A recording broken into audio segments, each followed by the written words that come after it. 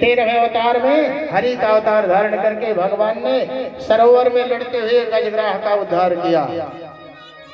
14वें वामन भगवान आए, दैत्यराज बलि से 3 पग भूमि मांग करके देवताओं की रक्षा किया, देवताओं का कल्याण किया। 3 पग मांग करके सब कुछ छीन लिया भगवान ने। 15वें अवतार में समुद्र मंथन के समय भगवान धनवंतरी अवतार में अमृत कलश लेकर के आते हैं औषधियों को। और 16वें अवतार में जमदग्नि के यहाँ परशुराम के रूप में भगवान आए और परशुराम के रूप में आकर के विपुल बार महिदेवन दीन्ही भुजबल भूमि भूप बिन कीन्ही। है वंशीय, क्योंकि सहस्त्रार्जुन जो था वो है वंश का क्षत्रिय था। है वंशीय क्षत्रियों का विनाश किया और किसी क्षत्रियों का नहीं। इस प्रकार से 17वें में सूर्य वंश में भगवान मर्यादा पुरुषोत्तम श्री राम जी अवतार लेते हैं, जो रावण आदि दुष्टों का हनन करके पृथ्वी पर धर्म की संस्थापना करते हैं। 18वां अवतार सत्यवती के गर्भ से भगवान वेद अभ्यास के रूप में आते हैं, जो 18 पुराण 6 शास्त्र 108 उपनिषद आदि ग्रंथों की रचना करके संसार का कल्याण करते हैं। और 19वें अवतार में बलराम जी आते हैं, पहले देवकी के गर्भ में, फिर रोहिणी के गर्भ में जाते हैं, और उसके बाद 20वें में भगवान श्री कृष्ण इस कथा के, इस ग्रंथ के, इस पुराण के, इस तिलक रूपी पुराण के नायक का जन्म होता है। बोल श्री कृष्ण चंद्र भगवान की जय हो। 21वें अवतार में 20वां अवतार भगवान श्री कृष्ण का है। 21वें अवतार में भगवान बुद्ध के रूप में अवतरित होते हैं, संसार में व्याप्त पाखंडों का शमन करते हैं। और 22वां अवतार भगवान ने मोहिनी का धारण किया। 23वें में हंस भगवान हंस के रूप में अवतरित हुए। 24वां अवतार कलयुग के अंत में होना है। अभी तो कल युगे कल प्रथम चरणे जम्बूद्वीपे भारत खंडे कलयुग का प्रथम चरण चल रहा है। इसलिए कल के अंत में भगवान निश्चित रूप से कल्कि के रूप में आएंगे और सारा समाज तीर्थमय मंगलमय करेंगे। इस ही कामना से जितने भी भक्त हैं भगवान का गुणगान करें। क्यों? विश्वास करना है, क्योंकि बिन विश्वास भगति नहीं, तहि बिन द्रवहि न राम, और राम कृपा बिन सपने जीवन लह विश्राम। इस प्रकार से भगवान सुखदेव स्वामी महाराज परीक्षित के सामने अवतार कथा का वर्णन किया। पहले भगवान विराट स्वरूप में पूरे संसार की सृष्टि का वर्णन किया, और अब जिस सृष्टि में हम आप हैं ना, महाराज ब्रह्मा के सृष्टि में हम आप हैं, तो ब्रह्मा के सृष्टि का वर्णन, ब्रह्मा के शरीर से ब्रह्म सृष्टि का वर्णन करते हैं। ब्रह्म सृष्टि का वर्णन किया। एक समय की बात है, प्रलय पर्यंत भगवान जलाशायी हो जाते हैं, जलशायी। इसीलिए भगवान का एक नाम नारायण भी है। नार माने जल और अयन माने घर, जल ही जिनका अयन है, ऐसे नारायण, ऐसे परमात्मा का नाम नारायण है। इस प्रकार से कहा ब्रह्मा जी को अपनी नाभि कमल पर, कमल अपने नाभि से कमल उत्पन्न करते हैं, और कमल उत्पन्न करके जल के सबसे ऊपरी सतह पर कमल उत्पन्न हुआ, उस पर ब्रह्मा बाबा को बैठा दिया। ब्रह्मा बाबा इधर उधर देख रहे हैं, कौन मेरा जन्मदाता है, मेरा जनक कौन है। देखते देखते अपने जनक, अपने पिता की खोज में ब्रह्मा बाबा उसी कमल नाल में प्रवेश करते हैं। हजारों वर्ष उसी कमल नाल में घूमते हैं, टहलते हैं, अपने पिता को ढूंढते हैं, लेकिन कोई वारा पार नहीं है। फिर से ब्रह्मा जी आकर के कमल पंखुड़ी पर बैठे, कमल दल पर बैठे, चारों तरफ देख रहे हैं। भगवान ने ब्रह्मा बाबा को चतुर्मुखी बना दिया, चारों तरफ मुख कर दिया। आराम से बैठ करके देखो, इधर उधर भागने दौड़ने की जरूरत नहीं है। फिर ब्रह्मा बाबा सोच रहे हैं, जल की महाराशि में टकराव हुआ, जल की महाराशि में जब टकराव हुआ, स्पर्श वर्ण का 16वां अक्षर निकला। अब स्पर्श वर्ण स्वर व्यंजन होते हैं ना, स्वर व्यंजन आ ई ओ, फिर काखा गाघा ज्ञा, काखा गाघा से लेकर के ज्ञा तक स्पर्श वर्ण है। स्पर्श वर्णों के 16वें अक्षर का घोष हुआ। जब जल आपस में टकराया तो का से लेकर के जब 16वां अक्षर गिनेंगे ता आएगा, ता। और जल जब टकराता है तो टा टा पा यह सब करता है ना, इसलिए 16वां अक्षर जब निकला तो ब्रह्मा बाबा चकित हुए। इतने में फिर से जल की महाराशि में टकराव हुआ, एक लहर दूसरे लहर से जब जुड़ी तो फिर पा उच्चारित हो गया। ता और पा मिलकर के ब्रह्मा बाबा सोचने लगे, मुझे तप करने का आदेश है। ब्रह्मा बाबा तपस्या में जुट गए। आदेश हुआ, तपस्या के प्रभाव से भगवान का दर्शन होता है, और भगवान के दर्शन के उपरांत भगवान ने आदेश किया, सृष्टि का सृजन करो, सृष्टि आगे बढ़ाओ। ब्रह्मा बाबा सोच रहे सृष्टि कहाँ बढ़ेगी आगे, क्यों? क्योंकि सृष्टि जिस पर विकसित होगी वो धरती तो है नहीं, पृथ्वी तो है नहीं। पृथ्वी के न होने से सृष्टि कहाँ पर रहेगी?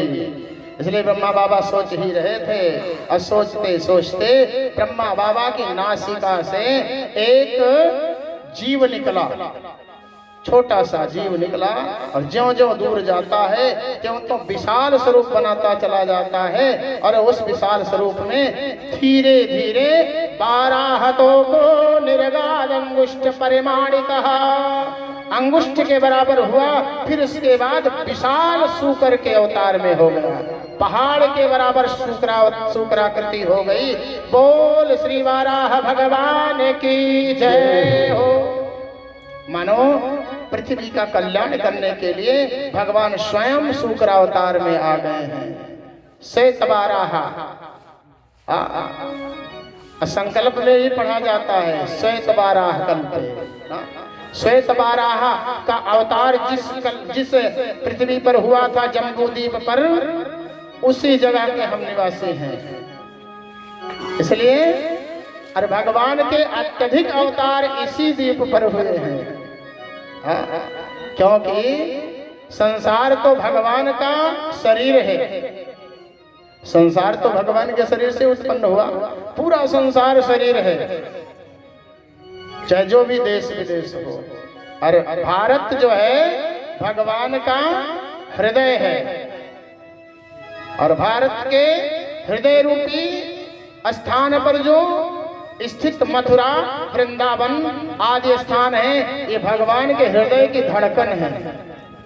अगर हृदय की धड़कन चलती रहेगी तो पूरा शरीर पुष्ट रहेगा। इसलिए जब जब भगवान अवतार लेते हैं तो अधिकांश अवतार भगवान के इसी प्रदेश में हुए हैं। बोले अवध धाम की जय हो। अवध के निवासी हम हैं, जहाँ पर वध निषेध है, वध किसी का करना निषेध है, अवध देश है ये। भगवान 12 स्वरूप में आए, अपने रोमकूपों को झड़झड़ाते हुए और तुरंत जल की महाराशि में प्रविष्ट हो गए। रोमकूप जो टूटे हैं उस समय भगवान के, वही पृथ्वी पर जाकर के गिरे, उसी से कुशा की उत्पत्ति हुई है। ये जो कुशा हमारे यहाँ पूजन पाठ में लगता है, ये कुशा भगवान के रोए से उत्पन्न हुआ है। भगवान पहुंचे रसातल में, जाकर के पृथ्वी को अपने दाढ़ों पर उठाया। उधर हिरण्यकश्यप गदा लिए ललकार रहा है, कभी वरुण लोक में जाता है तो कभी इंद्र लोक में जाता है, मुझसे युद्ध करो। कोई युद्ध करने के लिए तैयार नहीं है। वरुण देवता ने कहा, भैया अब तो मैं बूढ़ा हो गया, अब मैं युद्ध करने के लिए तुमसे मेरी सामर्थ्य नहीं है, किसी और को ढूंढ लो। नारद बाबा मिले, नारद बाबा से कहा कि हे ऋषिवर, केवल घूम करके नारायण नारायण करना जानते हो, कुछ लड़ना भिड़ना भी जानते हो? कहा लड़ना तो नहीं जानता, लेकिन लड़ाना बहुत जानता हूं मैं। और तुम्हारे लिए लड़ने वाला मैंने ढूंढ लिया है। जाओ देखो तुम्हारी लाई हुई पृथ्वी को कोई सूकर लेकर के जा रहा है, कोई सुअर लेकर के जा रहा है।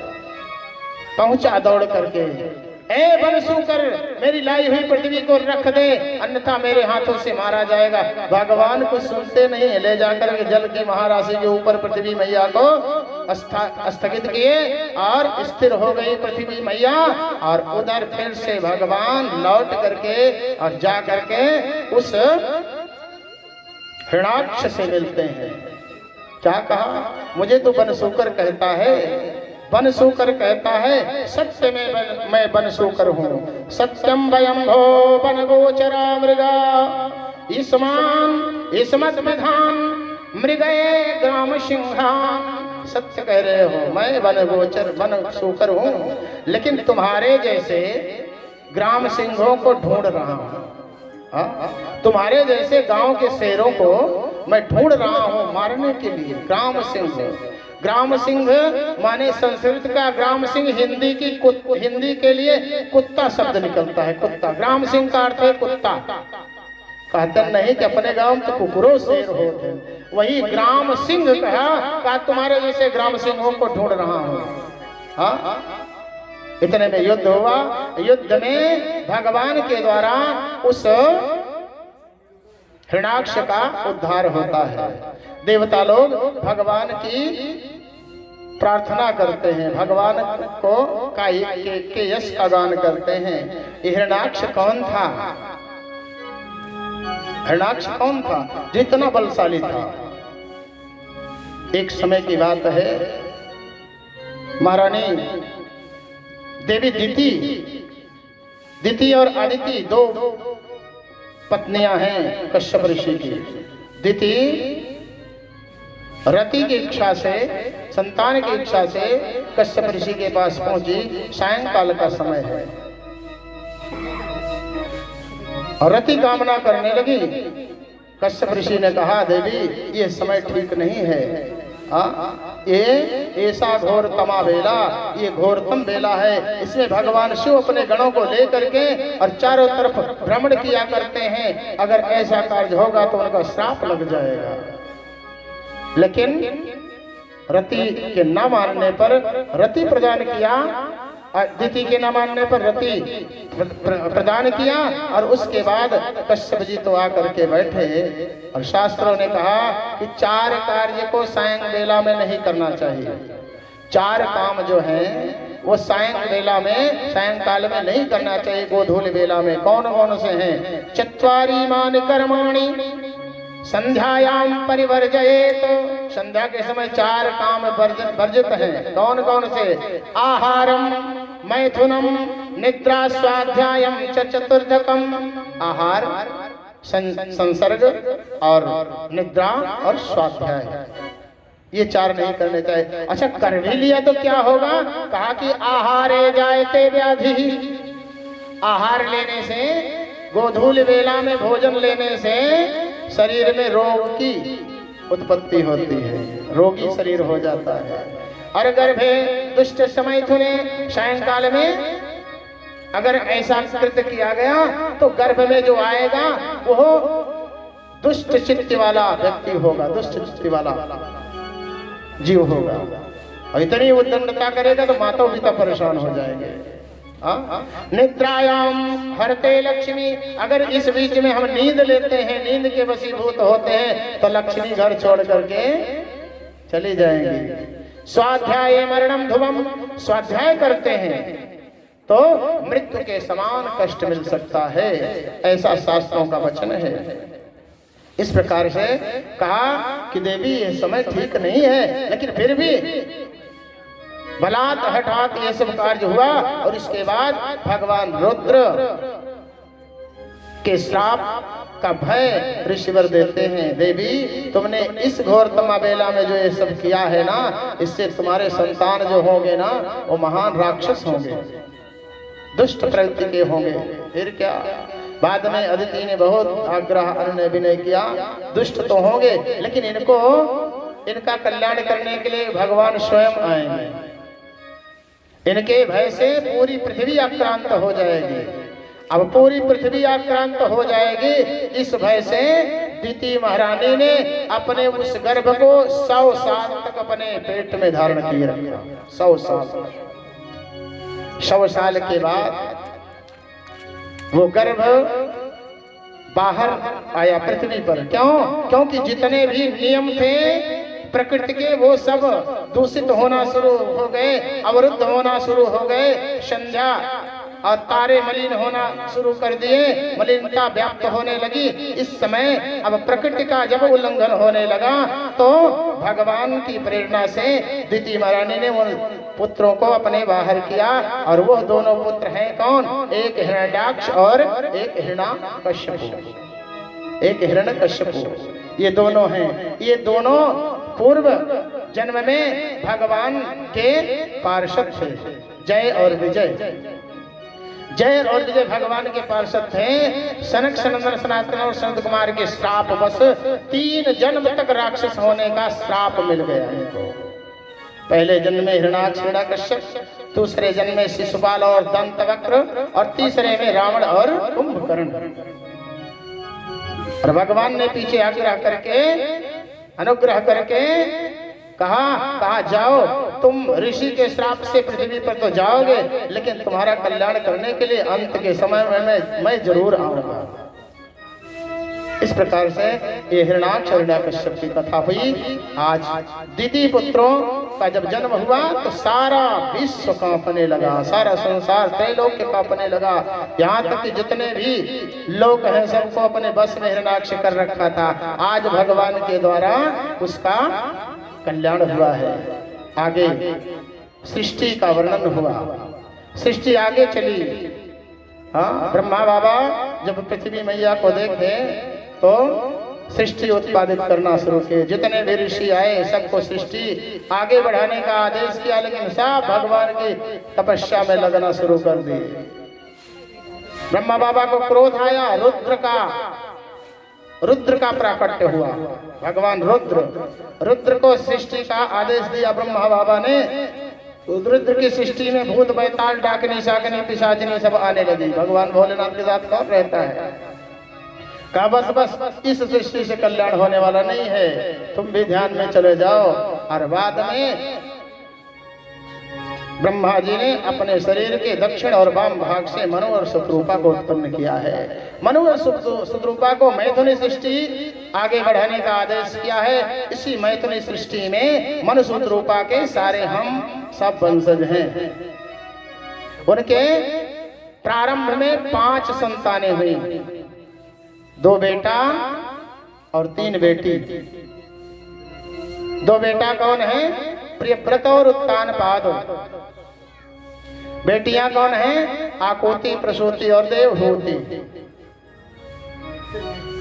आकुति भगवती का विवाह रुचिराम के प्रजापति से हुआ और प्रसूति का विवाह दक्ष प्रजापति से होता है। और अभी देवहूति का विवाह नहीं हुआ।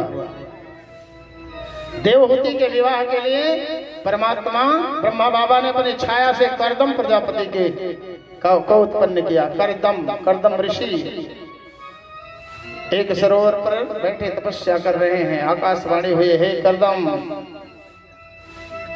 शीघ्र ही तुम्हारे पास मनु और सुतरूपा अपनी छोटी बेटिया देवहूति को लेकर के आएंगे, उनका वर्ण कर लेना। कर्दम ऋषि कहते हैं कि हम संसार की माया में पड़ना नहीं चाहते, हम भगवान को प्राप्त करना चाहते हैं।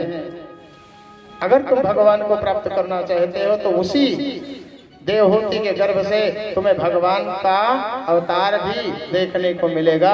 इस लोभ में कर्दम ऋषि अब सरोवर पर बैठे हैं और मनु और सुतरूपा अपनी बिटिया को लेकर के पहुंचते हैं। पहुंच करके आग्रह किया कि हे ऋषिवर, हम अपनी बिटिया का विवाह आपके साथ करने के लिए आए हैं। कर्दम ऋषि उस देवहूति नाम की कन्या की परीक्षा लेते हैं। मेरे लायक है ये कन्या की नहीं है। आज भी लोग परीक्षा लेने जाते हैं, हमारे परिवार के लायक है कि नहीं है, लेकिन जाते हैं तो देखते क्या है, उसकी सुंदरता, चाल ढाल, गहना, पहनावा, यही सब तो देखते हैं। अंदर क्या विकार भरा हुआ है इसको कोई नहीं देखता है। सुंदर है, बढ़िया है, हमारे बेटवा के जोड़ के है ना, लेकिन अंदर विकार क्या भरा हुआ इसको नहीं देखते। आज आचरण की परीक्षा हो रही है, आचरण कैसा है देवहूति का।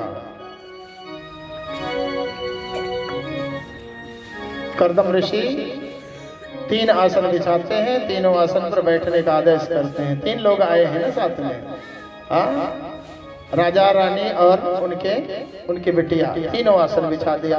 महाराज मनु और शत्रुपा तो आसन ग्रहण करते हैं, लेकिन देवहूति भी कर्दम ऋषि की होने वाली पत्नी है ना, इसलिए विवेक है उनमें। सोच रही है कि पति के दिए हुए आसन पर अगर बैठूंगी तो मेरा पति धर्म नष्ट हो जाएगा, क्योंकि पति की सेवा पत्नी को स्वीकार नहीं करना चाहिए। पत्नी को चाहिए कि पति की सेवा करे, पति सेवा करे और पत्नी स्वीकार करे, ये सब नहीं ठीक है। इसलिए देवहूति सोचती अपने मन में पति की सेवा लेना नहीं है और पति की आज्ञा का उल्लंघन भी नहीं करना है। दोनों प्रकार से व्यवस्था है, इस ओर कुएं में गिरना है और उस ओर गिरो तो खाई है। क्या करूं, कुछ समझ में नहीं आता। इतने में देवहूति मैया अपने एक अंगूठे को, हाथ के अंगूठे को आसन पर रख दिया और बगल में बैठ गई, आसन पर नहीं बैठी। मानो देवहूति मैया इशारे में बताना चाहते हैं कि हे पतिदेव, आपके दिए हुए आसन को मैं ग्रहण करूंगी तो मेरा पतिव्रत धर्म नष्ट हो जाएगा। पति की सेवा पत्नी को लेना नहीं चाहिए, ऐसा शास्त्रों में वर्णन है। और ये अंगूठा इसलिए है कि आपकी आज्ञा का उल्लंघन न हो, इसलिए ये अंगूठा मैंने रख दिया। जैसे हनुमान जी महाराज जब जा रहे थे लंकापुरी उड़ करके ऊपर से, तो समुद्र ने कहा मैनाक पर्वत से तय मैनाक हो श्रमहारी, तो जा करके उनको विश्राम करवाओ। लेकिन हनुमान जी ने ग्रहण नहीं किया उनको। क्यों? बाबा ने लिखा कि हनुमान तेहि परशा कर पुन कीन प्रणाम, हाथ से सर्विस कर लिया, स्वीकार है तुम्हारी सेवा, लेकिन राम काज कीन्हे बिन मोहि कहाँ विश्राम। इसलिए आज देवहूति मैया भी स्पर्श करते हैं, स्वीकार करती हैं, लेकिन हे प्रभु पति की दी हुई सेवा मैं लूंगी नहीं। पति आसन लगावे और पत्नी देवी सोवे उस पे, तो यह ठीक नहीं है। आसन तो पत्नी देवी को लगाना चाहिए। इस प्रकार से कर्दम ऋषि ने जान लिया कि यह कन्या सुयोग्य है, सुलक्षणा है और मेरे जीवन में आने लायक है। कर्दम ऋषि ने कहा कि हे राजन, आपकी कन्या को कौन स्वीकार करने से नकार कर सकता है, इसलिए हे राजन ये कन्या आपकी मैं स्वीकारता हूँ, लेकिन एक शर्त है। क्या शर्त है? एक संतान होने के बाद मैं फिर से वानप्रस्थ आश्रम चला जाऊंगा। अगर ये तुम्हारी बिटिया को स्वीकार हो तब मैं विवाह करने के लिए तैयार हूं। देवहूति ने कहा स्वामी आपकी जो आज्ञा होगी सो मैं करने के लिए तैयार हूं। विवाह होता है, विवाह हो गया और विवाह होने के बाद मनु शत्रुपा अपने भवन के लिए जाने लगे और भवन को जाते हुए मनु शत्रुपा अपनी बिटिया को, देखिए समाज के लिए भी शिक्षा है। समाज में अगर ऐसा आचरण दिखाया जाए तो निश्चित रूप से दोनों परिवार का कल्याण हो सकता है। बिटिया के माता पिता का भी और बिटिया के सास ससुर और पति का भी कल्याण हो सकता है। इस गीत के माध्यम से एक समाज को किसी संत ने निर्देश दिया है, चेतावनी दिया है, सीख दिया है। आइए बड़े प्रेम से मनोहर सतरूपा अपनी बिटिया को समझाते हैं, बेटिया तुमको ससुराल में रहना है, अब तक तो मेरी सेवा में रही, लेकिन अब तुम्हें ससुराल में रहना है, पति की सेवा करना है। इसलिए कभी ऐसा स्वभाव ना बन जाए कि तुम्हारे कारण ससुराल में विग्रह होने लगे। इसलिए ऐसा ही तुम्हें आचरण करना है। बड़े प्रेम से मनोहर सतरूपा अपनी बेटी को समझाते हैं। हमें और आपको भी अपनी बिटिया को ऐसा ही समझाना चाहिए। श्री राधे कि बेटी ससुरे में रही हाथ चांद बन के। मनोहर सतरूपा कहते हैं, बिटिया ससुराल में चांद बन करके रहना, सूर्य मत बनना। सूर्य में गर्मी होती है और चांद में शीतलता होती है, इसलिए शीतल बन करके रहना।